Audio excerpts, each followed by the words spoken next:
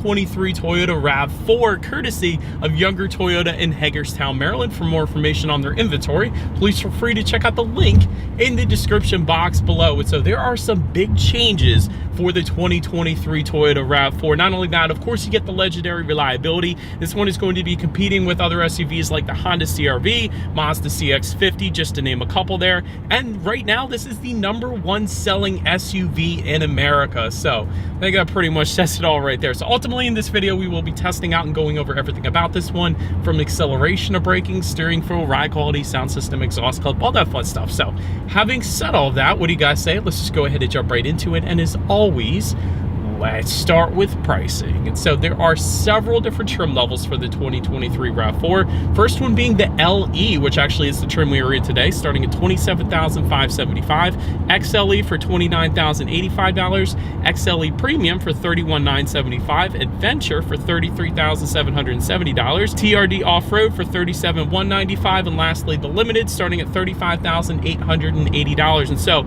the Adventure and TRD Off-Road, that's going to come standard with all-wheel drive. All of the other trim levels come standard with front-wheel drive, but having said that, you can add all-wheel drive to any of those other trims if you wanted to do that. Simply add $1,400 to any of those prices. We do have the LE all-wheel drive, to be specific, with us here today. But regardless of trim level that you go with, the power plant on the RAV4 is going to be the same. Powering the beast is a 2.5-liter naturally aspirated inline 4-cylinder, 203 horsepower at 6,600 RPM, 184 pound-feet of torque coming in at 5,000 RPM. Power sent to front wheels or all wheels through an 8-speed automatic. 0 to 60 time coming in at approximately 8.4 seconds, with MPG numbers then coming in at 27 in the city, 35 on the highway for the front wheel drive, 27 city, 34 then on the highway for the all-wheel drive, taking regular unleaded fuel. So then before we do any kind of fun acceleration test here in the RAV4, I did want to mention to you guys the drive modes, because there's actually a ton of them. So there's going to be drive mode buttons located just to the left of the shifter. They're going to include Eco, Normal, and Sport for the on-road drive modes, but then you actually also get off-road drive modes, which you wouldn't expect, and you definitely wouldn't expect on a base model of an SUV. So they're going to include snow, mud and sand, and rock and dirt, and that's for the all-wheel drive only. So if you get the front-wheel drive, you're not going to get those off-road drive modes, but ultimately they will adjust things like the shift points, the throttle responses, steering sensitivity, and the all-wheel drive system engagement then as well. And so now having got all of that out of the way, what do you guys say? Let's go ahead and find it straight away. Let's put the RAV4 here to the test, and let's see how quickly we can get our new 2023 Toyota RAV4 here up to speed. All right, let's go ahead and put it in sport driving mode here. The gauge has changed to red. That's pretty cool. In 3, 2, 1, go, baby. All right. All right. Actually, not bad. That's really not bad, honestly. You're definitely not going to have any issues in merging onto the highway. Honestly, 0 to 60 time is not the best on paper, but if you put it in that sport driving mode, honestly, that was pretty darn quick. And the coolest thing is the RAV4 still is not turbocharged, so you're not going to have any of that crappy turbo lag at the beginning of any acceleration. I like that. That's also going to keep the engine a lot more reliable as well. So I do like that it's still naturally aspirated for those reasons, because honestly, that was a decent acceleration for the RAV4. I personally wouldn't have any issues myself with that acceleration. But anyways, to go along with that, as always, braking is equally important. And so up front, you will find 12-inch ventilated front discs. In the back, 11.1-inch ventilated rear discs. As far as that 6E0 stopping distance goes, on paper, it comes in at 126 feet. So let's go ahead and just hit the brakes. I like it. That's actually not bad. It feels perfect. It's kind of leaning on the firmer side of things. It's not as soft of a braking feel as I would have expected, as I typically find on SUVs. So I don't mind the braking feel. That actually feels quite nice here in the RAV4. Then touching on suspension and handling, up front you're going to get an independent McPherson strut front suspension. In the back, independent multi-link rear suspension, front and rear stabilizer bars. As far as ride quality goes, in my short little test drive here on some very nice Hagerstown roads, I'll say that, it's been pretty decent. I don't mind it. Ride quality is definitely on point. I don't have any issues there. As far as steering feel goes, you can notice the difference when you put it in that sport driving mode. When you put it in the sport driving mode, it is a noticeably heavier feel to the steering. Better points you in the direction that you want to go. But then if you take it out of that and just put it in eco, instantly loosens up the steering feel. So much more loosey-goosey. So I do like that the steering sensitivity is adjustable based on the drive mode, because if you didn't want that looser steering feel, like typically with me, that's the case, you do have that sport driving mode to firm it up a little bit. So I am a big fan of that. As far as cabin noise goes, I will say you do get a little bit of road noise. We're going 55 miles per hour right now, so I'll let you guys be the judge off of my Rode mic here if you like it or not. But there is a little bit of road noise. The wind noise isn't bad. I will say that. The wind noise doesn't bother me whatsoever, but the road noise, it does get at higher speeds at least. You can hear it a little bit more. Touching on visibility, I can see perfectly fine out the back. Typically, with a shape like the RAV4, you're definitely not gonna have any issues with rear visibility at least. But I did want to also mention for the XLE trim level and up, touching on forward visibility, you do get rain sensing windshield wipers as well. So that's pretty cool. Obviously, we don't have them today, but essentially what that means is whenever the RAV4 detects any kind of mist or rainfall, it's going to automatically turn on those windshield wipers for you, just kind of like automatic headlights. It's just one less thing you got to worry about. It's kind of a convenience feature there, so I'm a big fan of that actually as well. But that pretty much rounds out the performance segment of this review, you guys. Let's now go ahead and take a look at the exterior of our beautiful black 2023 Toyota RAV4. All right, so here she is, you guys, the new 2023 Toyota RAV4 finished in midnight black metallic as it begins to rain here in Hagerstown, Maryland. But anyways, let's go ahead and start where this one is actually made. The VIN number actually is going to start with a 2, meaning the Toyota RAV4 here is made in Canada, is built in Canada. So that is pretty cool. But anyways, as always, let's go ahead and start up front. Projector LED headlights now come standard on every single trim level across the board. I put it that way because for the 2022 model year, you actually still got halogens up front for the LE trim level at least. So I am glad that we got the LE trim level with us here today, because last year when I reviewed the LE, it did not have these projector LED headlights. So big fan of that. LED daytime running lights, of course, coming standard, automatic feature as well, meaning when it starts to get dark at night, those headlights will turn on automatically for you there. Automatic high beams also coming standard. So if you have your high beams on at night and it senses a vehicle coming in the opposite direction, it's going to automatically dim them back to low beams. And when that vehicle is gone, it's going to automatically bounce it back up to high beams then. LED fog lights coming with the XLE premium trim level and up, so we don't have those with us here today. That front grille, of course, is going to differ amongst the trim levels. You're going to have different looks dependent upon which trim level that you go with. So also the ground clearance is going to differ slightly amongst the trim levels as well. So I did want to touch on that real quick. The LE is going to give you 8.4 inches. That's going to be the same for the XLE trim level as well. But the XLE premium trim level and up is going to bump that up slightly to 8.6 inches up front. So I did want to mention that, but that pretty much rounds out the front end here of the RAV4. Let's now go ahead and make our way to the side. All right, so now about making our way to the side of the 23 RAV4. Roof rails are going to come standard on the XLE trim level and up. Again, that's why we don't have them with us here today. You're going to get a floating roof line towards the back. And so let me actually get a little closer for this one, because somebody put in the comments the other day they didn't know what a floating roof line was. It's essentially where a piece kind of separates on the C-pillar. So this little horizontal piece right here separates the roof from the bottom portion of the body there. So although we have a black exterior and the floating roof line is always going to be black, you can't really tell all that much of a difference on this particular setup. But if we were to have a silver or a white, there is going to be that little black floating roof line on the C-pillar there. So I did want to mention that. Rear privacy glass does come standard across the board as well. Then take a look at the side mirrors. Body color power adjustable side mirrors coming standard. Heated side mirrors then coming with the XLE trim level and up. You will get LED integrated turn signals again for the XLE trim level and up. Gloss black side mirrors for the TRD off-road, and then puddle lights coming with the limited, so you don't step on any puddles here since it's raining. But anyways, let's take a look at the wheel configurations, again differing amongst the trim levels. 17-inch steel wheels with covers coming with our LE trim level that we have with us here. 17-inch gray metallic alloy wheels coming with the XLE. 19-inch chrome alloys for the XLE premium and limited trim levels.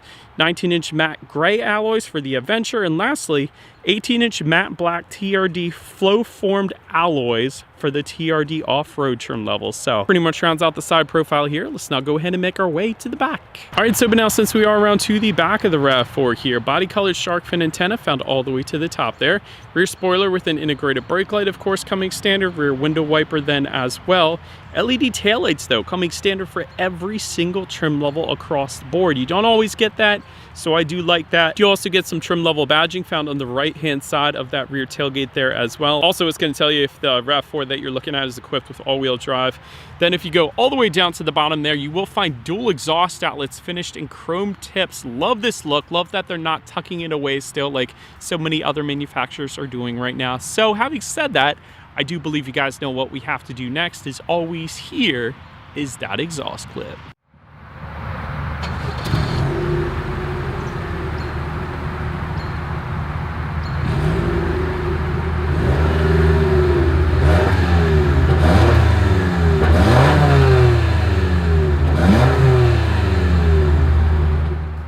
Alright, so but now since we are around to the back of the RAV4, when it comes to opening that rear tailgate, it is going to be a power tailgate for the XLE Premium trim level and up. Otherwise, you're going to get a manual tailgate. So anyways, I'm just going to go ahead and open this one up. But once opened up, cargo capacity comes in at 37.6 cubic feet. If that was not enough space, there is a 60-40 split, meaning the rear seats do fold down, bumping that up to 69.8 cubic feet then. There is a cargo cover back there for the XLE trim level and up. It's going to be available for the other trims. We do have that, so I was a big fan of that. There is some LED cargo lighting. You typically still find halogen bulbs in the cargo area, so I was surprised to see that we had LEDs back there.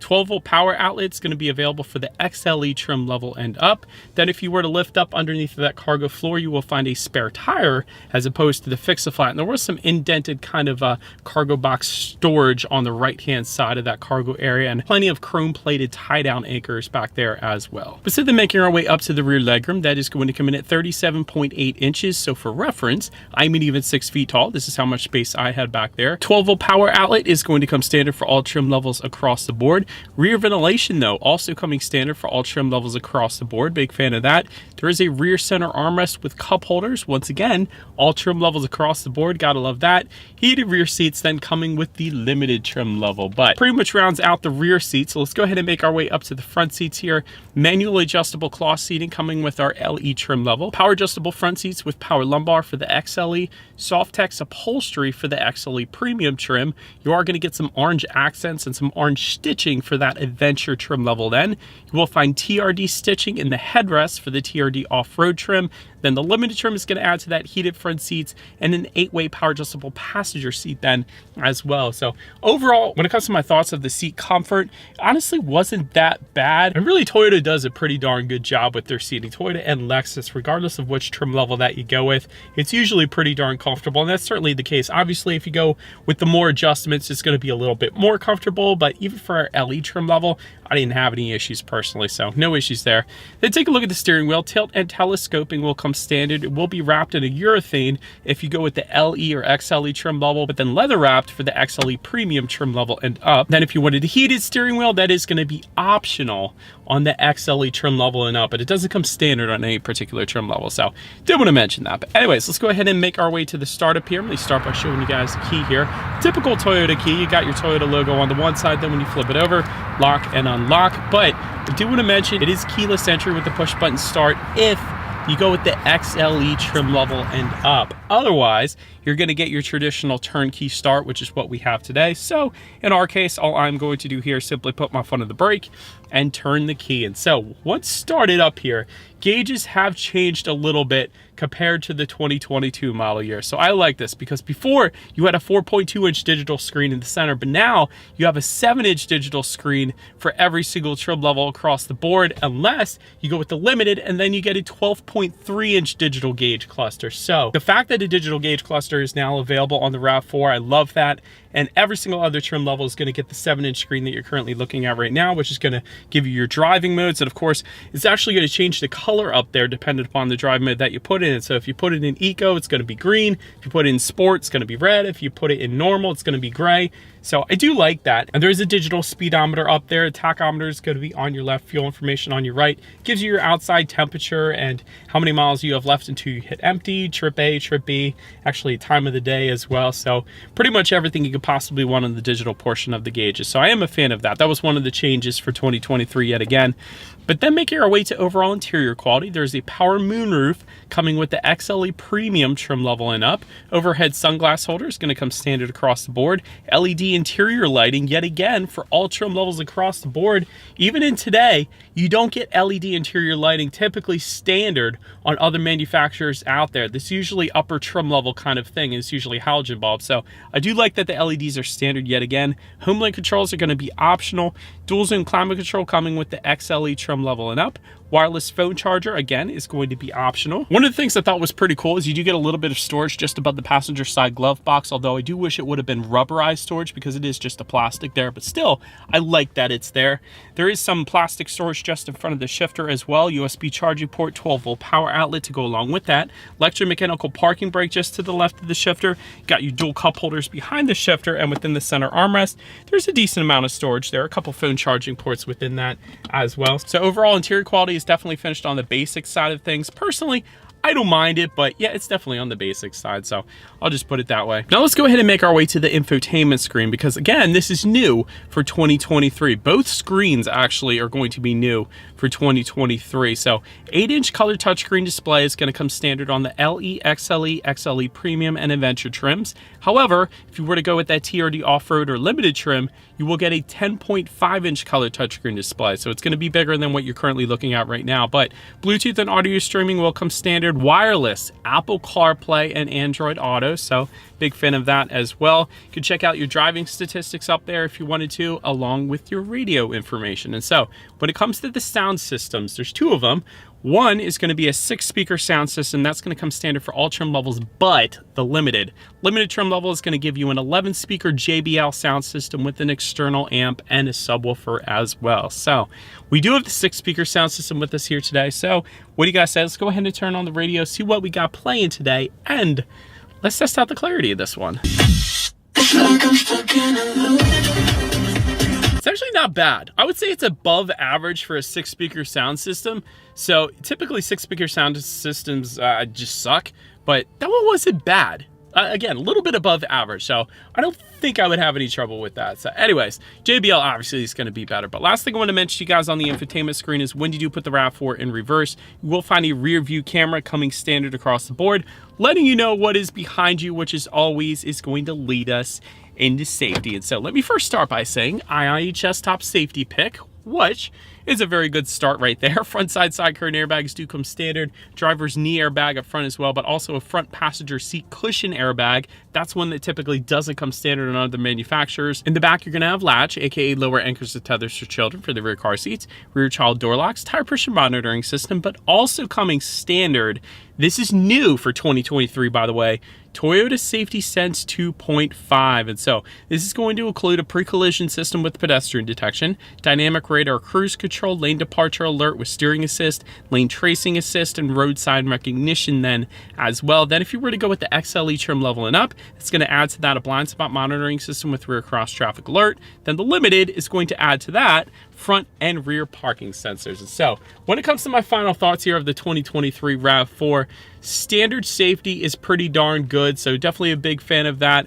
I like the updated tech as well, and that includes the gauge cluster. I like that there's an available digital gauge cluster. I like the updated infotainment as well. You got, of course, legendary reliability with the RAV4. That's probably partly the reason why this is the #1 best-selling SUV in America after all. I love the updated headlights for the LE because, again, I reviewed the LE last year and it didn't look like these headlights, so big fan of that as well. As far as room for improvement goes, I guess since we have the LE trim level, the trade-off is it is pretty darn basic interior quality, but it's to be expected. I suppose that's the trade-off. But anyways, let me know what you guys think of the RAV4 in the comments section below. Sorry about my voice throughout this video. My voice is slowly coming back from having the flu. That's what's going on here. But anyways, be sure to hit the subscribe and the bell notification button if you're into new car reviews. That is what we do here on this channel after all. Do appreciate you guys watching more than you know, and I will see you guys all in the next video. Stay gold.